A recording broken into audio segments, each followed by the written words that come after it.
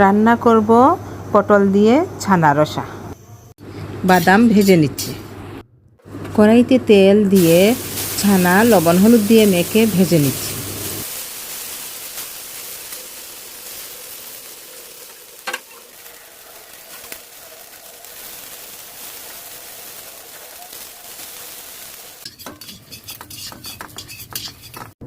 তেলের মধ্যে শুকনো মরিচ, তেজপাতা, আস্ত এলাচি, পাঁচফোড়ন ও জিরে ফোড়ন দিয়ে দিয়েছি।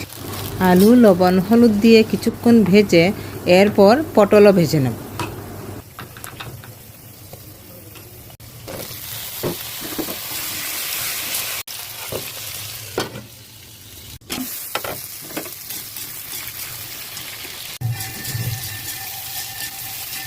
এরপর দিয়ে দিয়েছি ব্লেন্ড করা আদা।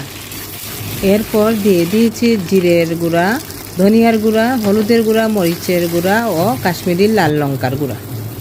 অল্প পানি দিয়ে কিছুক্ষণ কষিয়ে নেব। দিয়ে দিয়েছি টক দই ও ব্লেন্ড করা বাদাম। আবারও কিছুক্ষণ কষিয়ে নেব।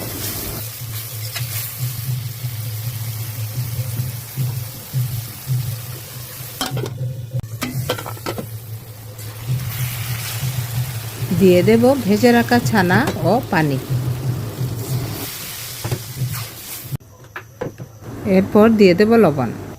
কিছুক্ষণ ঢেকে সেদ্ধ করে নেব। দিয়ে দেব গরম মশলার গুঁড়া, অল্প চিনি ও ঘি।